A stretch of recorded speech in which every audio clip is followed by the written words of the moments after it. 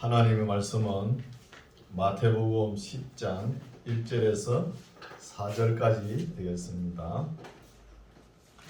마태복음 10장 1절에서 4절까지 말씀 제가 봉독에 올립니다.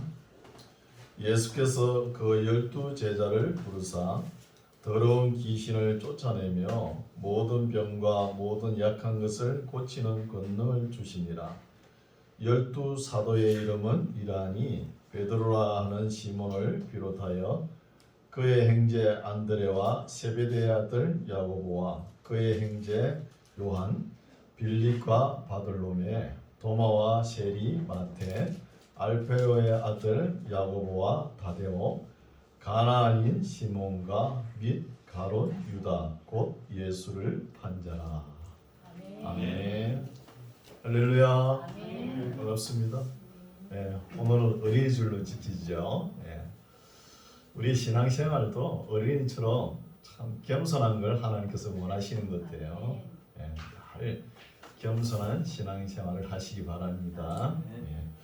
오늘 말씀은 마태복음 10장인데 예수님께서 이제 12 제자를 부르시고 가르치시고 훈련시켜 가지고 이제 세상으로 파송합니다. 파송하는 말씀인데 우리가 오늘날도 교회가 너무 어려서는 안 되죠. 이것이 우리나라에서 좀 잘못 이걸 한 것 같아요. 신학자나 목회자가 뭐냐 하면 목사는 목자고 성도는 양이다 이렇게 취급을 해버린 거예요.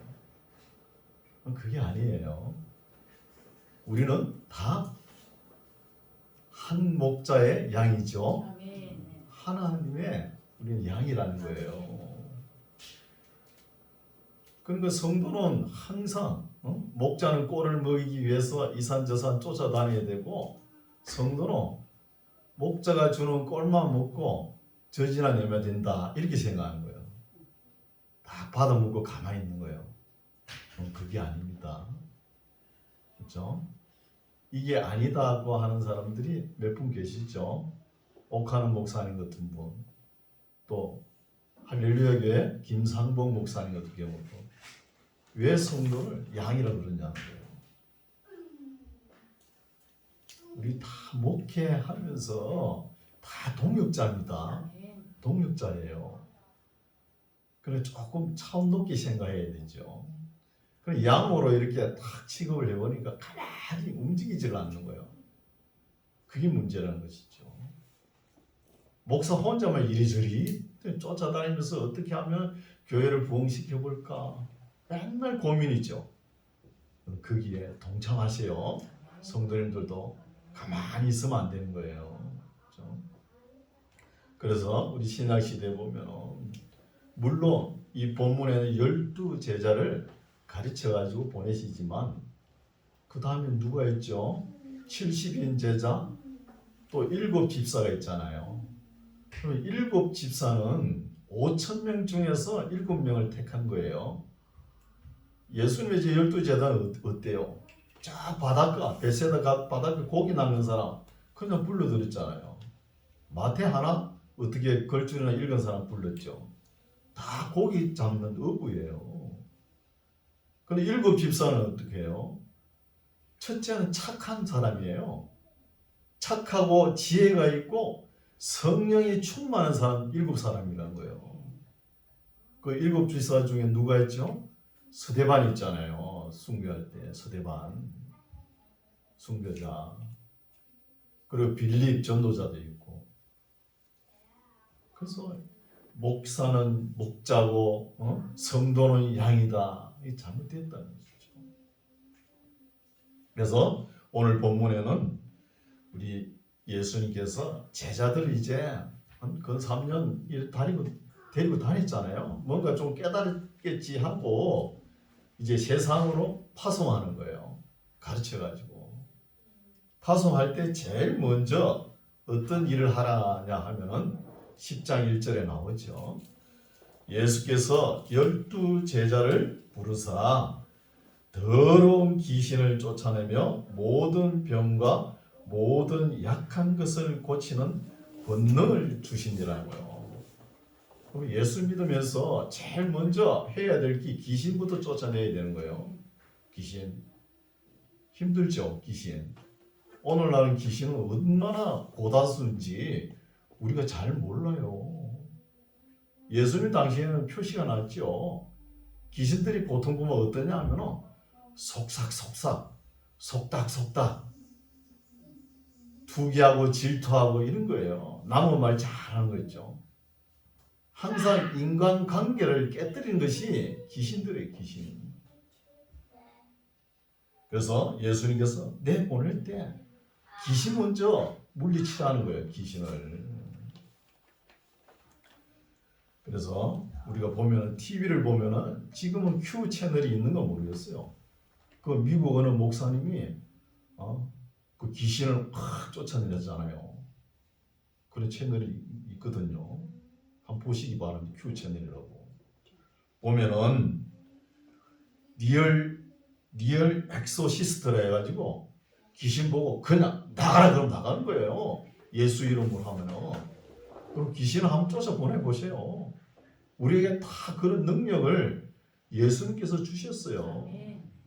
우리나라에도 강신호 목사님이라고 지금 뭐 살아 계신지 모르지만 이거는 어디로 가는 부흥 집회하면 귀신을 쫓아내는 거예요. 가만히 앉아가지고 건빵 있죠? 먹으면서 귀신 들린 사람 있죠? 쭉 오면 나가란 말이에요. 그럼 귀신 나가. 그걸 보고 어떤 목사님이 참말로 귀신이 있네 그런 거예요. 와가지고 그 목사님 저 한번 해보려고 그러는 거예요. 그러면 목사님도 할 수 있다고.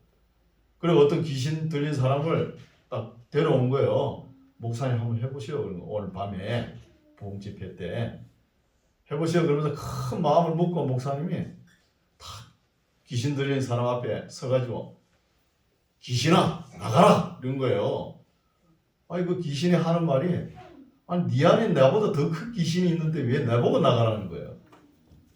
그래 한 목사님이 귀신을 못 쫓아보낸 거예요. 그 자존심 상하잖아요. 그래 그 다음에 새벽기도 때 그 강신호 목사님한테 목사님 전 귀신을 못 쫓아보냈어요. 왜 그거 못 쫓아보냈냐고. 귀신이 나보고 나 안에 더 큰 귀신이 있대요. 그래.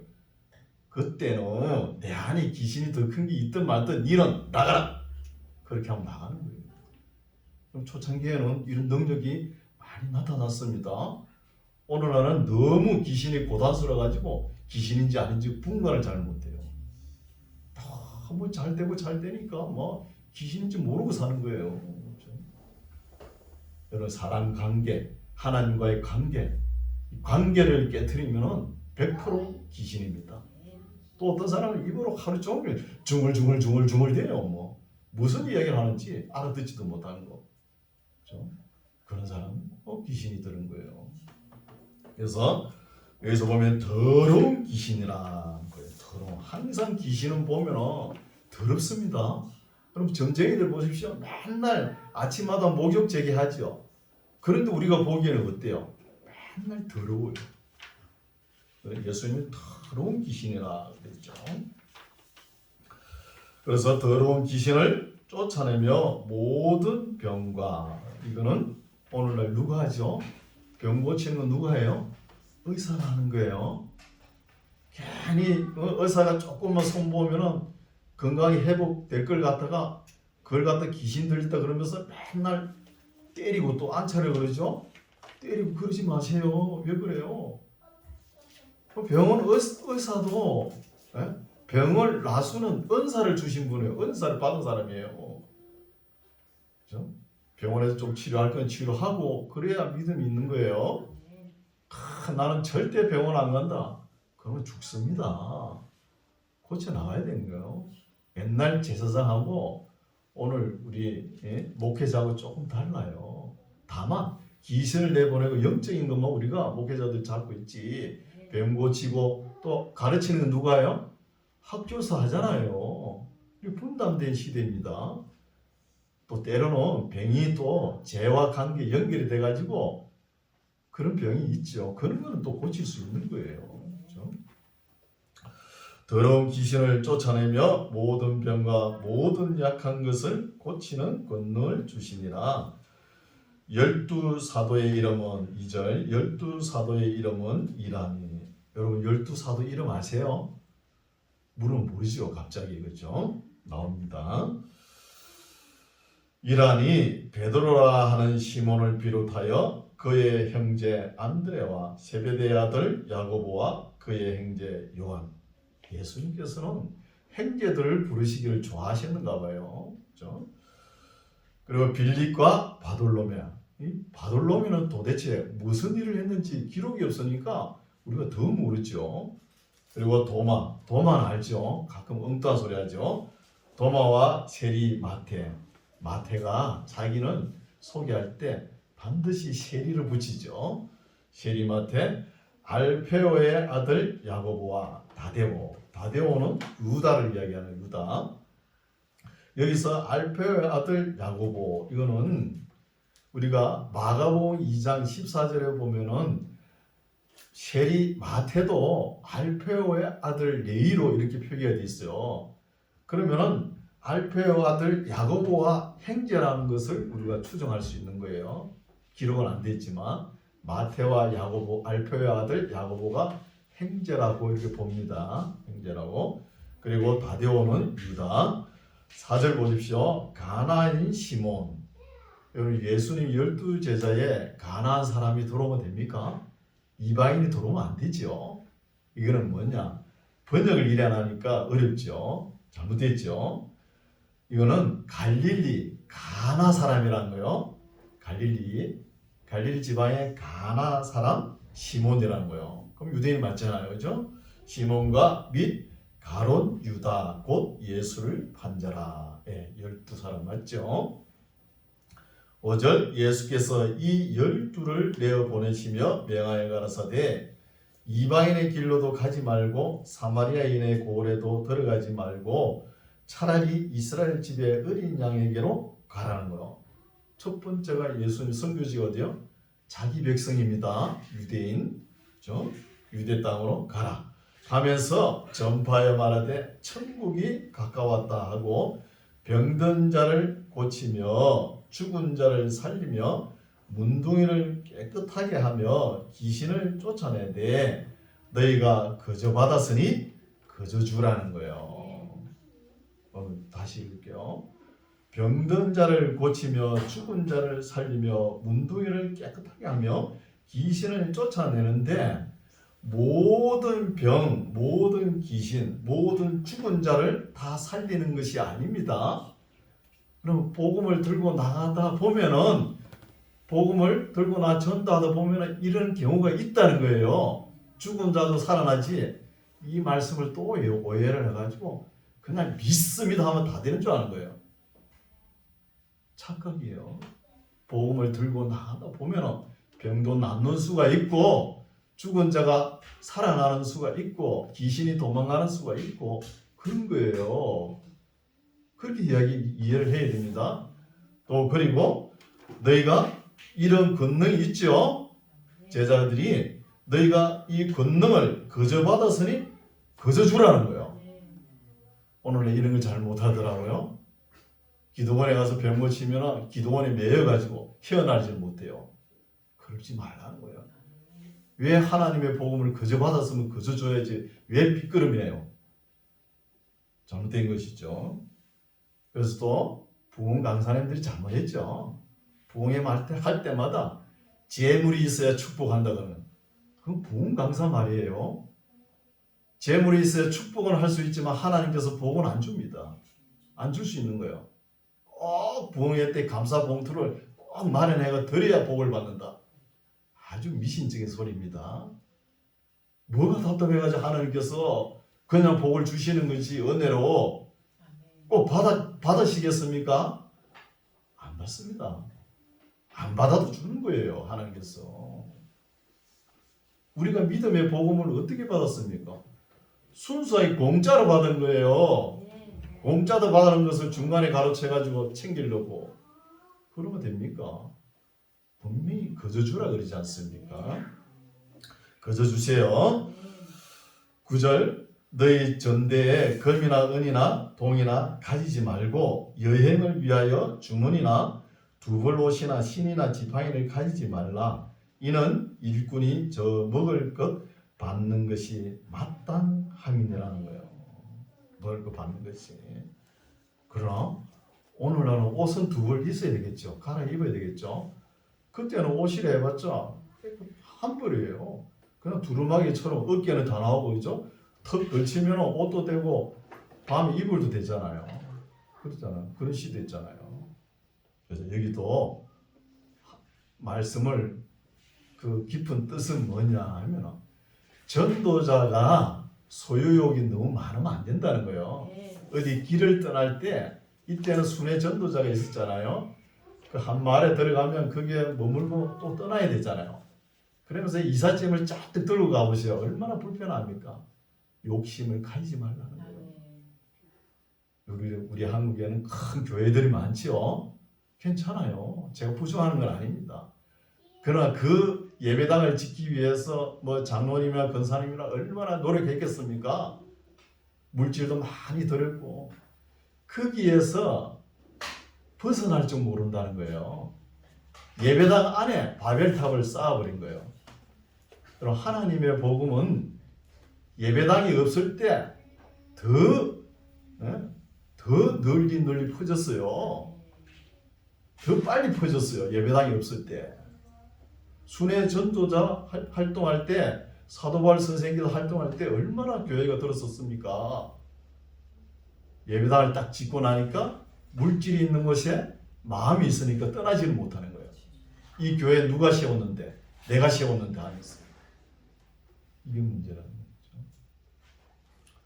오늘날은 대형교회가 얼마나 갈지 모르겠습니다.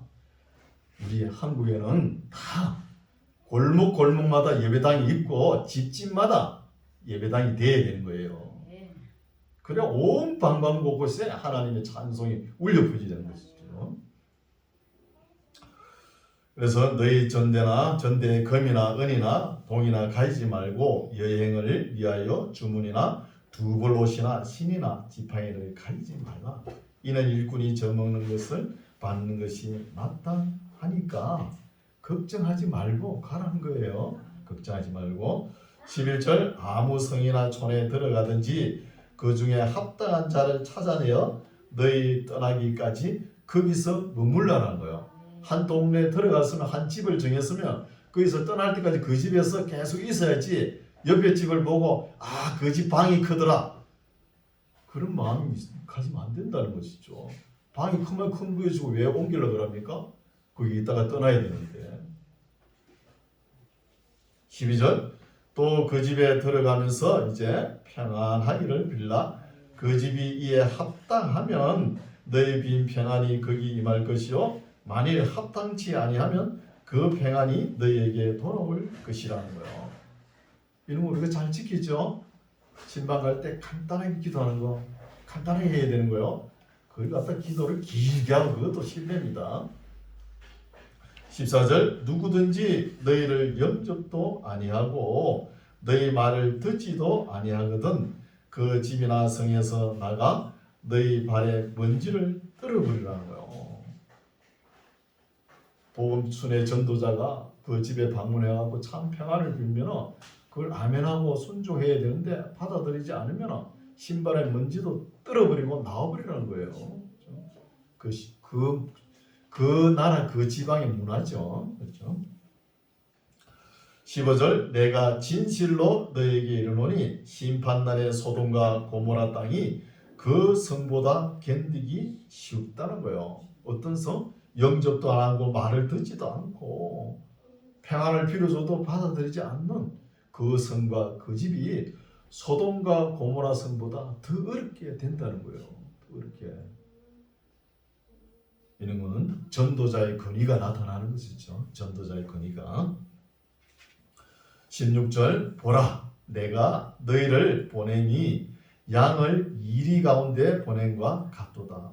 참 안쓰럽겠죠. 예수님도 이제 제대로 알지도 못하는데 그래도 보내보는 거예요. 12제자들을 보내면서 너무 안쓰럽죠. 양을 이리한테 보내는 그런 심정이죠.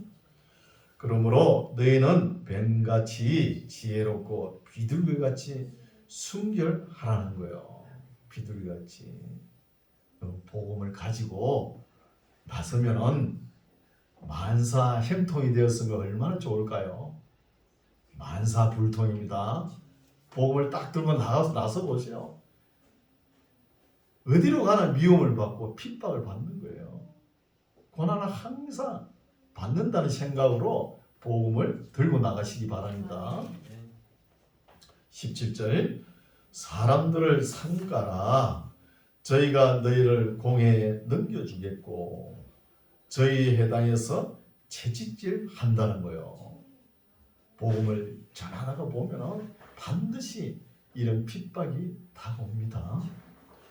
18절 또 너희가 나를 인하여 총독들과 임금들 앞에 끌려가리니 이는 저희와 이방인들에게 증거가 되게 하림이라는 거예요. 누가? 지금 제자들이 어떤 고난과 핍박이 다가오더라도 그것을 이겨내야 된다는 것이죠. 총독에게 임금에게 끌려간다는 거예요. 여러분 오늘 날 예수 믿기 어때요? 너무 좋지요. 아무 핍박도 없으니까 잘 되고 잘 되니까 너무 좋은 거예요. 기독교 역사상 이런 역사가 없었어요. 지금 한 4, 50년 동안 그렇게 편안하잖아요. 이런 역사가 없었다니까요. 여러분 복음을 들고 나가면 미움과 핍박과 또 임금과 총독에게 잡혀갈 것을 항상 마음에 간직하고 복음을 전하라는 거예요. 그렇죠? 19절 너희를 넘겨줄 때에 어떻게 또는 18절 또 19절 너희를 넘겨줄 때에 어떻게 또는 무엇을 말할까 염려치 말라. 그때에 무슨 말할 것을 주시리니 말하는 이는 너희가 아니라 너희 속에서 말씀하시는 자 곧 너희 아버지의 성령이시니라. 여러분 복음을 전하다가 어느 가정에 방문했을 때 그때 기도도 하고 하나님 말씀도 선포해야 되잖아요. 그때 가서 나 원고를 안 가져왔네 그렇게 할 필요 없다는 거예요. 기도할 때도 기도를 시작하면 누가? 성령님께서 도와주신다는 거예요. 여러분 목사님들 교회에서 뭐 이렇게 할 때는 뭐 순서지를 짜고 이렇게 하죠. 기도도 할 때도 적고 그러죠. 좋아요 그런 자세는. 그러나 막상 생각지 않는 곳에 가보세요. 그때는 아무 생각이 없을 수 있어요. 그럼 막상 말씀을 선포해야 된다 이렇게 하면은 하나님께서 말씀을 주시고 또 기도도 다듬어 주십니다. 그런 걸 걱정하지 말라는 거예요. 21절 장차 형제가 형제를 아비가 자식을 죽는데 내어주며 자식들이 부모를 대적하여 죽게 하리라는 거예요. 이건 뭐죠? 예수 믿을 때 또 하나님의 복음을 전하게 되면은 반드시 이런 게 온다는 거예요. 복음을 전하게 되면은. 그러니까 범사에 불이익을 당한다는 거예요. 만사가 불통이고 반드시 이런 어려움이 있습니다. 여러분 예수 믿을 때 어려움 없었어요? 그렇죠? 다 어려움이 있지 않습니까? 22절 또 너희가 내 이름을 인하여 모든 사람에게 미움을 받을 것이나 나중까지 견디는 자는 구원을 얻으리라. 이런 큰 시험이 되죠. 이게 사실 예수 믿으면. 그러나 이것을 잘 견뎌내시기 바랍니다. 23절 이 동네에서 너희를 핍박하거든 저 동네로 피하라. 내가 진실로 너희에게 이르노니 이스라엘의 모든 동네를 다 다니지 못하여서 인자가 오리라 하는 거예요. 이런 말씀도 우리가 잘 읽어야 되겠죠. 다시 읽을게요. 이 동네에서 너희를 핍박하거든 저 동네로 피하라는 거예요. 목회자가 어느 한 지역에 가죠. 가서 한 지역에서 목회 활동을 하다가 어려움이 확 닥치면은 떠날 줄도 알아야 되는 거예요. 내가 여기서 뼈를 묻겠다. 그럴 경우에는 또 따로 있습니다. 여기 사도 바울 보십시오. 고린도 교회 그렇게 문제가 있을 때 고린도 교회를 떠나지 않습니까? 에베소 교회는 있을 때는 어땠어요? 바울이 사람이 손으로 만든 것은 신이 아니다. 그러니까 아르테미스 신전이 흔들리지 않습니까? 그러니까 에베소 사람들이 바울을 죽이려고 하는 것이죠. 그러니까 바울이 떠나는 거예요. 떠나서 마게도니아로 가지 않습니까? 떠날 때는 떠날 줄 알아야 되는 거예요. 떠날 때는 이 동네에서 너희를 핍박하던 저 동네를 피하라. 내가 진실로 너희에게 이르노니 이스라엘의 모든 동네를 다 다니지 못하여서 인자가 오리라. 이해 가십니까? 이거 이해 안 가야 되는 거야. 난제입니다. 난제. 네? 인자가 오리라 그랬잖아요. 이거는 오리라는 단어가 에르코마이예요. 헬라어로. 에르코마이가 어떤 뜻이냐 하면 온다도 되고 간다도 되는 뜻이에요. 온다도 되고. 여기를 번역이 좀 그렇죠. 모든 동네를 다 다니지 못하여서 인자가 오리라 이러면 좀 이상하잖아요. 그러면 모든 동네를 다 다니지 못하여서 인자가 떠나게 된다는 거예요. 누가? 예수님이. 그러면 이해가시죠?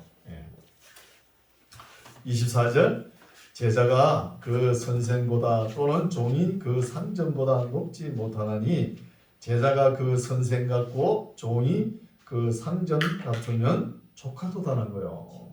제자가 선생 같고 종이 상전 같으면 족한 줄 알아야 되는 거예요.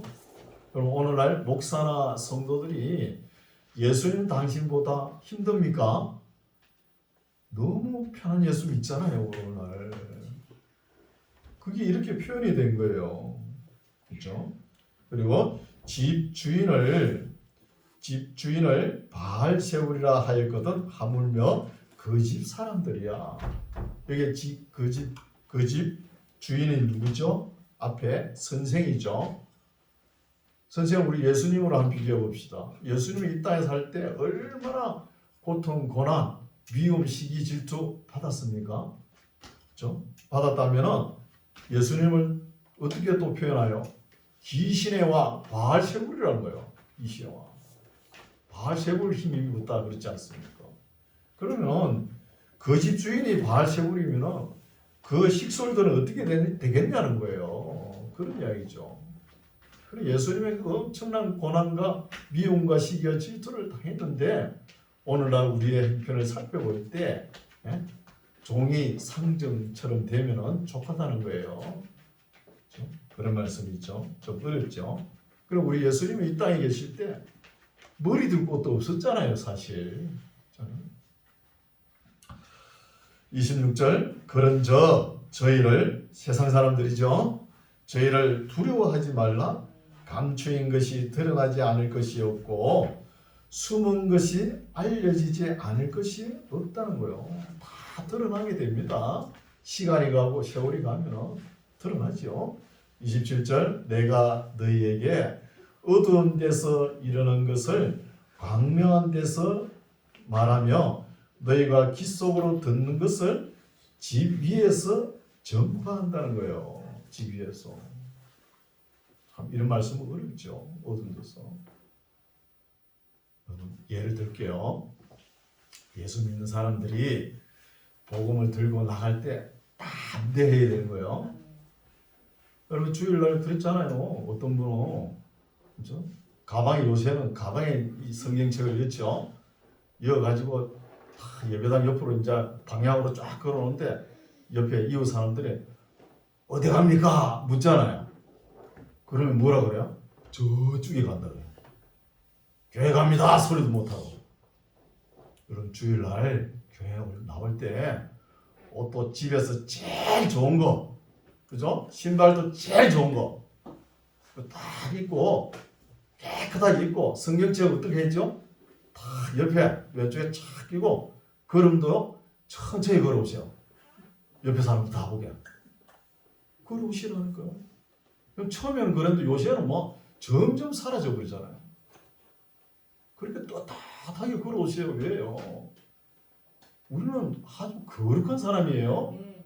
하늘의 언어를 배우고 공부하는 사람이잖아요. 세상 지식 학문하고 다른 거예요.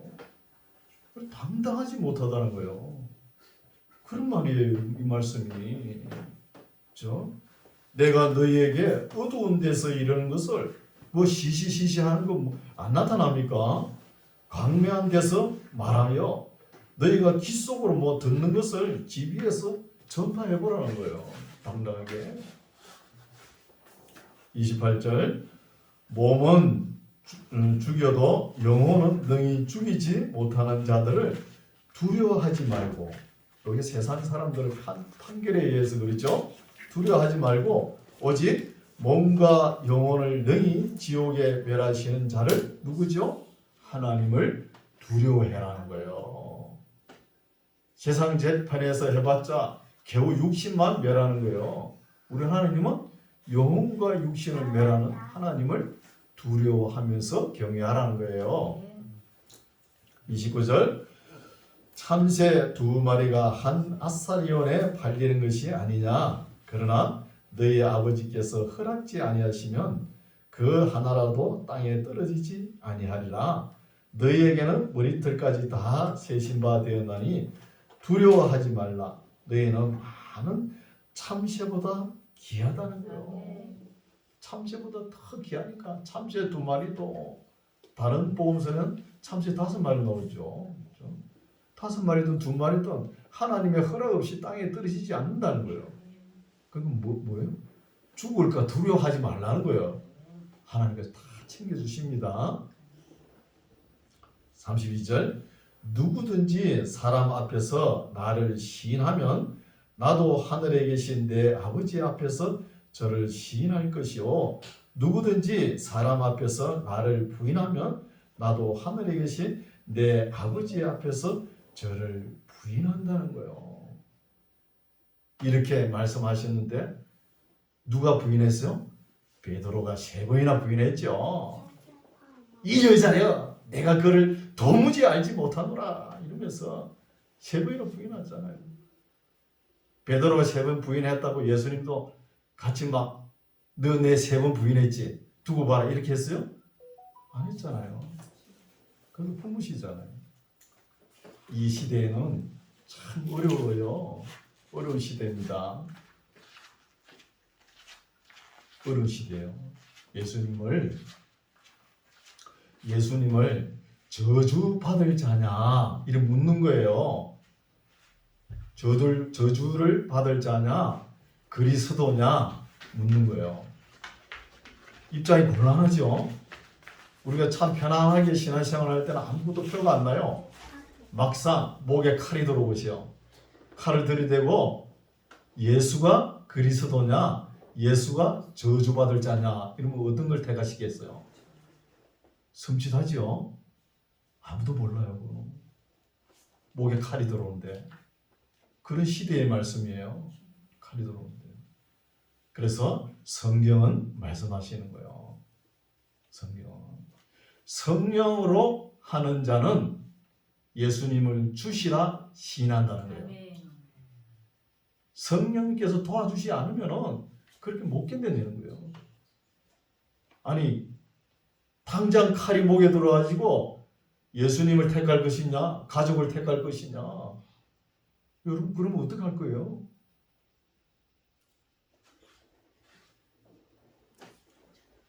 우리가 깊이 생각하고 항상 이런 자세가 가져야 되는 거예요. 어떤 시점 되면은 다시 오는 거예요. 이런 시대가. 예수님 시대도 이랬지 않았습니까? 그렇죠? 그래서 성령으로 하는 자가 예수를 주시라 시인하는 거예요. 34절 내가 세상에 화평을 주러 온 줄로 생각지 말라. 화평이 아니요 금을 주러 왔노라. 왜 금을 주러 왔을까요? 내가 온 것은 사람이 그 아비와 딸이 어미와 며느리가 시어미와 불화하게 하려 함이라는 거예요. 싸운다는 거예요. 금을 주러. 화평을 줘야 되는데 싸우게 만드는 거예요. 여러분 이거는 예수님을 믿어가는 과정에 반드시 있다는 거예요. 너무 평탄하게 믿으니까 이런 말은 실감이 안 나죠. 초대교회는 다 겪었다는 거예요. 이런 것을. 이거는 믿어가는 과정에 아직도 결론이 아니잖아요. 결론은 아직 멀었죠. 예수님께서 다시 오셔야 되잖아요. 그 결론까지 이런 어려움이 있다는 거예요. 36절, 사람의 원수가 자기 집안 식구라는 거예요. 식구 맞죠? 아니, 교회 가려면 누가 찍자를 붙어요.